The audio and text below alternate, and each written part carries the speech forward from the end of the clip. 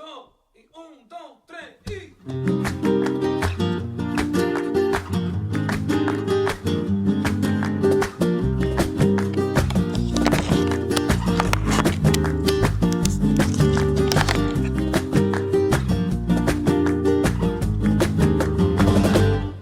Okay, well, things ended pretty rough last time, but parts are showing up, and we need to make things happen.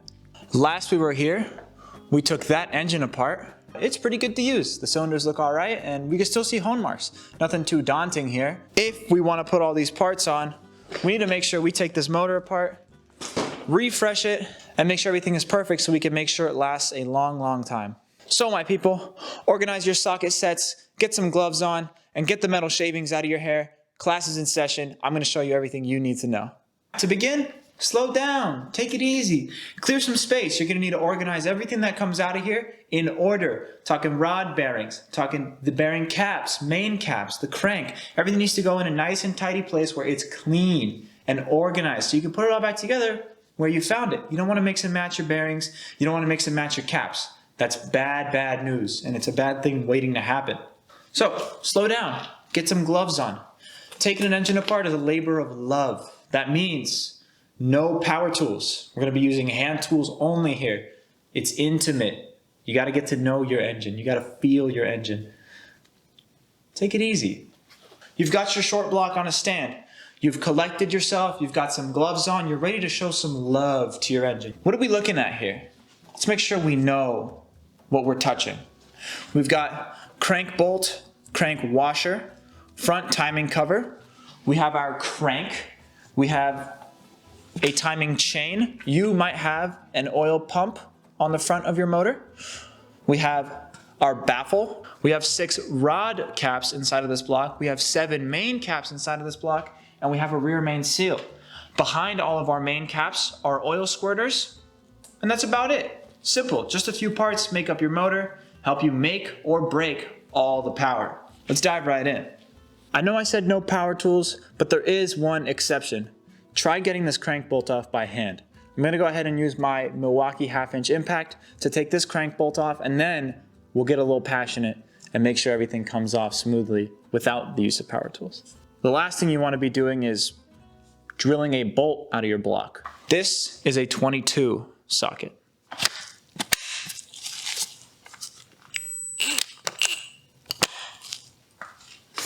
You might need to hold the crank from moving, so I like to put a piece of wood between the block on the inside and the crank.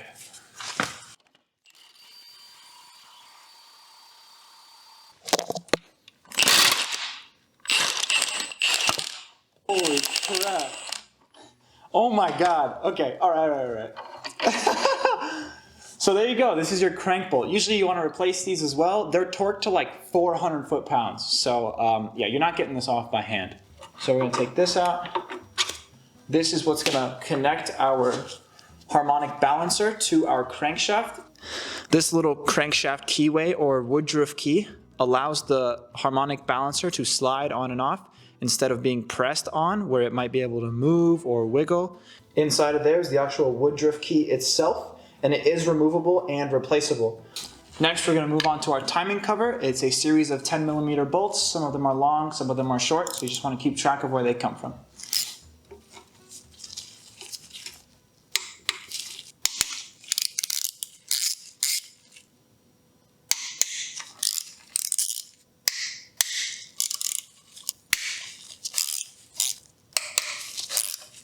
We can pull this timing cover off. It has a dowel on one side and a dowel on the other, just so you can line it up when you go to put it back on. And it's going to uncover our timing tensioner and our guide rail. If you need to, if one side is stuck, you can give it a little tap on the corner.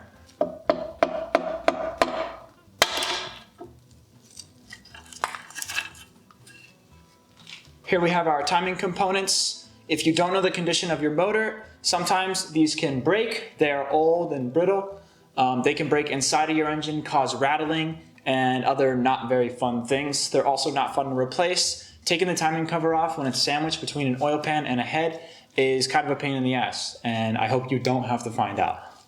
There are little plastic tabs on these that helps slide them off. This one's already broken and coming off.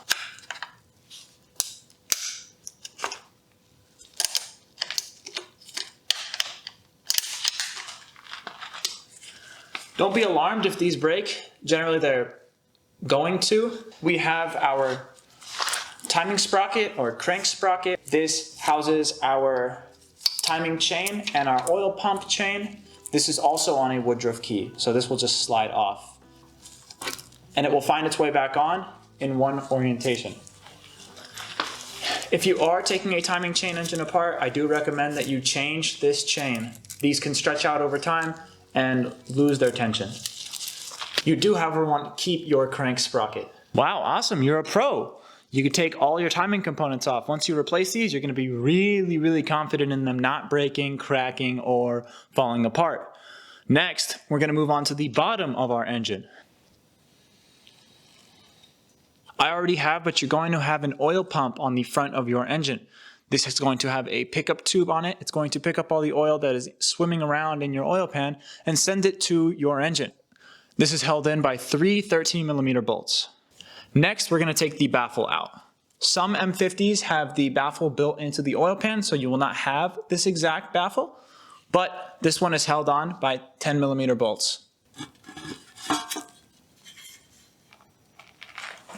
Beautiful. Now we've uncovered our rotating assembly. What we're looking at here is the crank, a series of caps and bearings. You can't see the bearings, but they're in there. These are called counterweights. They counter weight, and they're built onto your crank to make it balanced. These are called main caps. They hold our crank on. Usually the fourth or middle cap is called our thrust bearing. The thrust bearing allows for a certain amount of tolerance in the crank to move back and forth. If we have too much tolerance, it's called crank walk, and that can damage an engine. It will pull the crank too far forward or too far backwards, shaving material off, essentially, and self-clearancing, which is not good. Then we have our rod caps. They are held in by E12 stretch bolts from the factory. These are torqued to a certain spec, actually a certain degree, to make sure they stretch enough. These need to be replaced when you go to re-torque everything. Let's go ahead and look at how well this motor spins. Before you do this, you want to make sure there's nothing in your cylinders that could cause scratching or wear. This is how everything moves.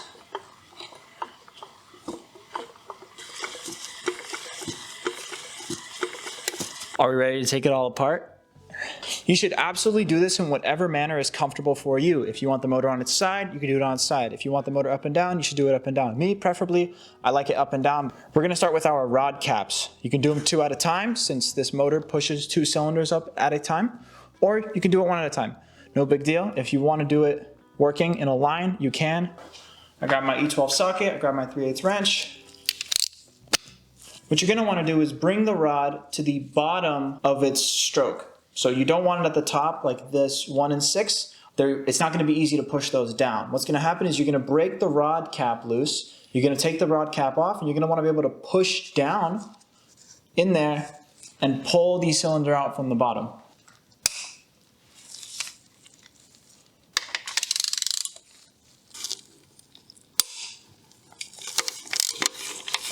The bolts are out. Go and pull the rod cap off. Awesome. Look for bearing material. What you want to look for is lots of scoring is not good. And if you see too much wear in one area is also not good. These are copper coated pieces. So I think it's a mix of materials.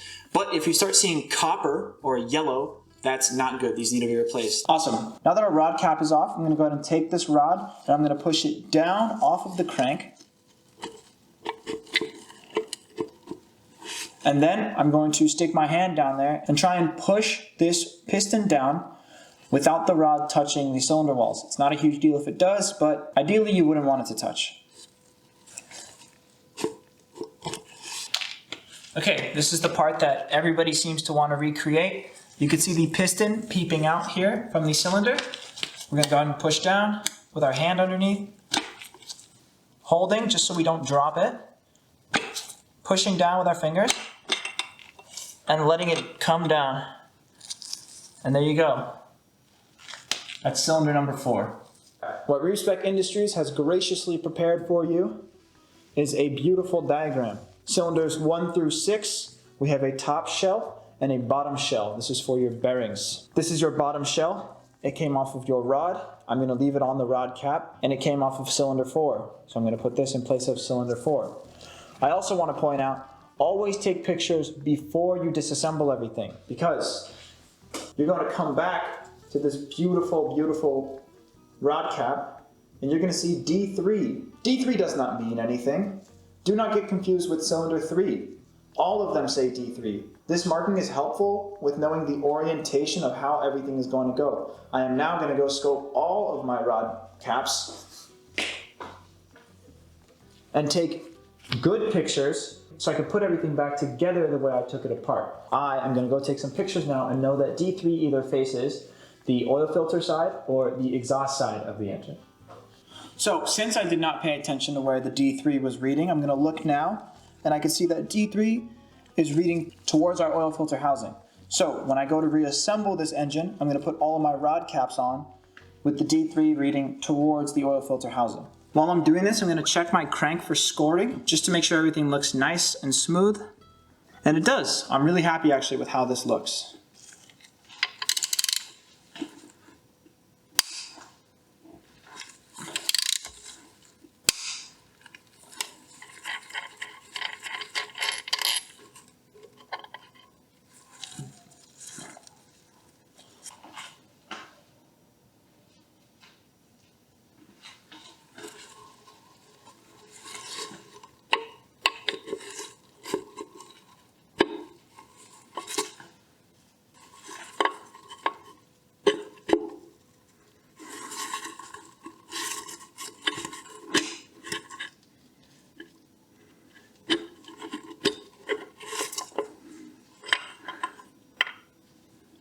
Now that we've taken cylinder 3 and 4 out, we're going to turn our motor until our next 2 pistons are at the bottom of their stroke.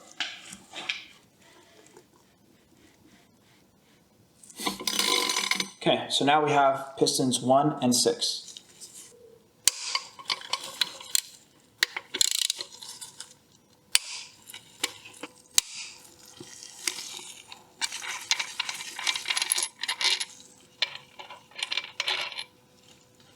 This is cylinder number 1, and this is 6. Gonna push down.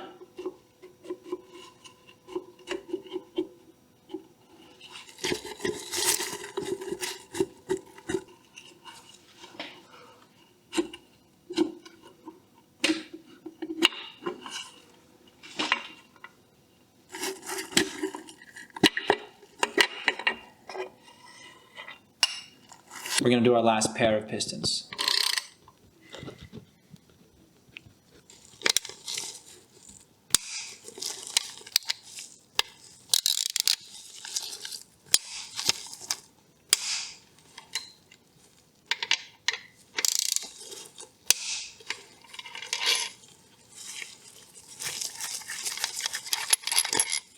Rod cap for cylinder 2, rod cap for cylinder 5.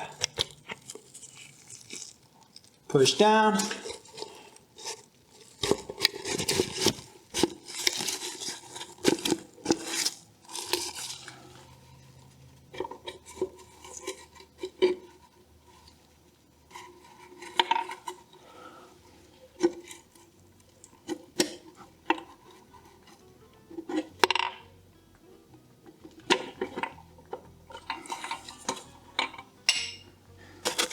And cylinder 5.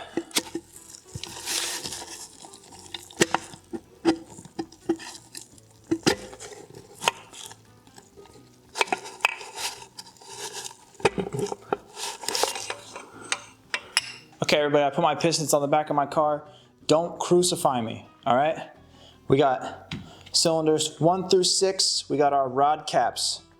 These are to be kept in order. If you're scared about losing them, just like either bag them up and label them or put them on their dedicated piston and put a zip tie around this or tag or wrap a piece of tape around it and write on it. Whatever you need to do to label them.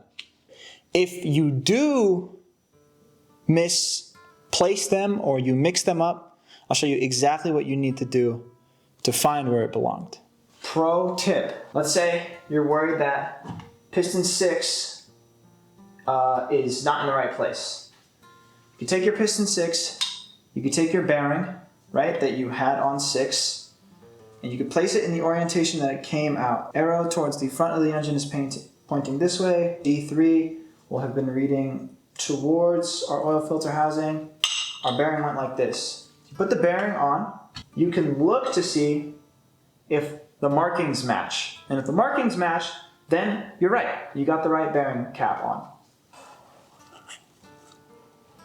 You can see that we have matching lines there and on the other side. See how the line follows itself onto the other bearing?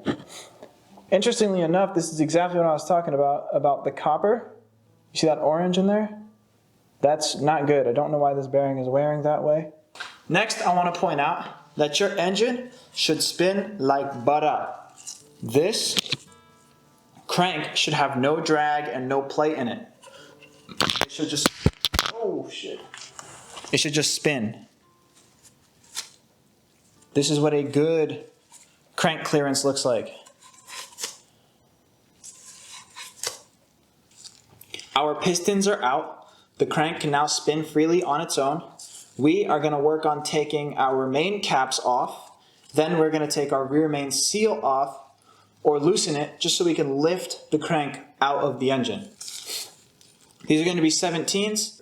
We want to break all these bolts together so we can relieve all the pressure on the crank. We don't want to bend it at all. If you bend it, that's not good. So we're going to work our way out and in.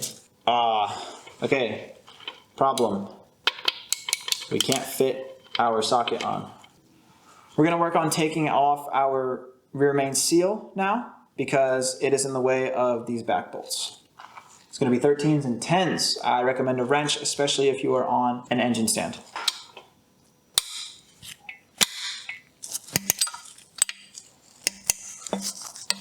I do not expect this to come off, but we have to get it out of the way at least.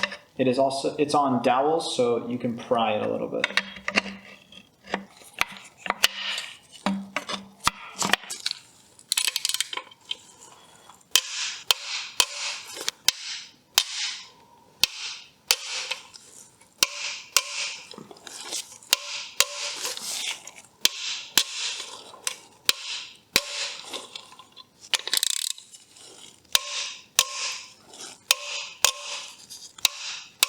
God, that sounds awesome. Holy moly, it's so consistent.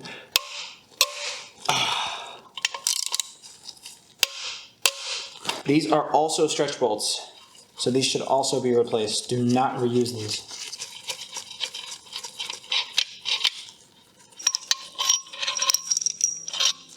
Oh my God, that smell. Sometimes it's good, sometimes it's bad. What the? Smells like 5W30. Main caps can be a little tough to come off. It's okay to pry on them against the counterweights, but for the most part you should try and use your hands. The thrust bearing is especially going to be difficult to come off though. There we go. Same thing, you're going to be looking for copper or any bearing material. There's just lots of metals, but these look pretty decent. You're also going to want to keep track of numbers here. These are usually stamped with a number though. Let me see if I could show you. If you can see it right there, this is stamped with a number 1.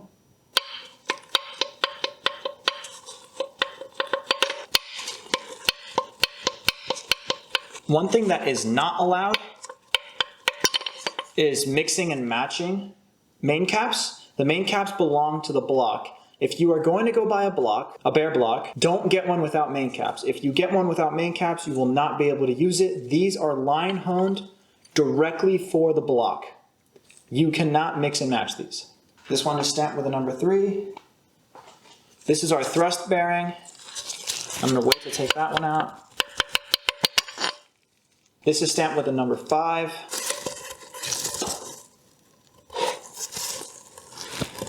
Oh, interesting. Actually, our thrust bearing's back here on 6. Sorry for the misinformation. Thrust bearing on number 6. You could tell because it's got shoulders on it.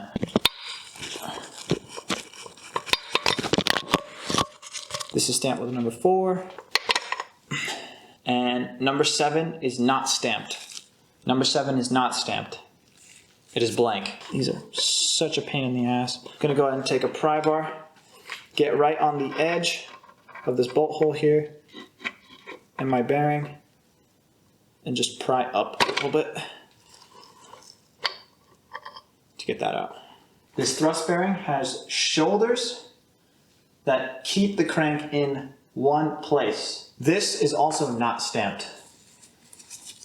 So thrust bearing is 6, not stamped. Our last main cap is also not stamped. So we're stamped 1 through 5. Also, these read a certain way. We've got numbers here. Our numbers are also directional. So they will either read numbers left to right facing down or up. We can lift our crank out. These are heavy. Oh my God.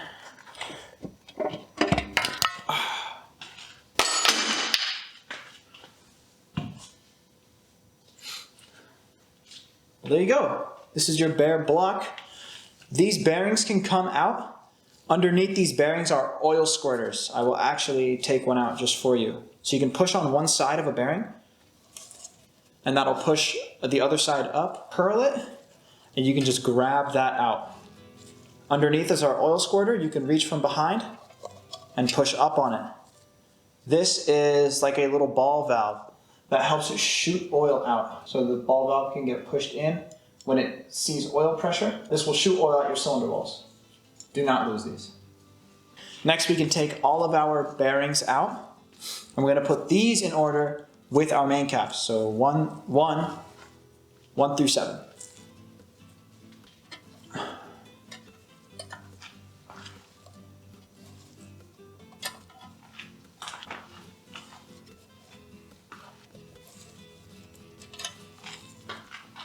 And we can lift up on our thrust bearing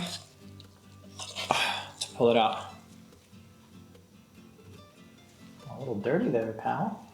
You can reach in from behind, grab our oil squirters.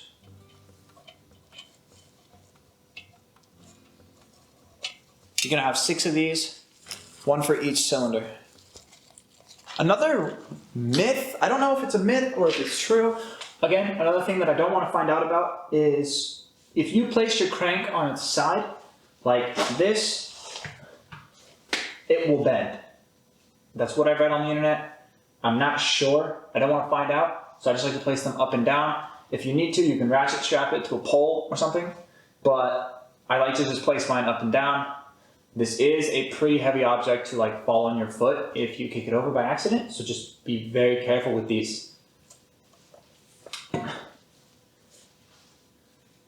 There you go. Crankshaft is out.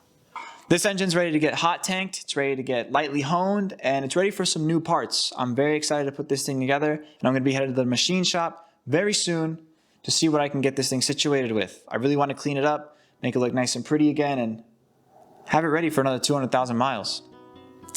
Thank you guys for watching. I hope you learned something, and I hope you're ready for more.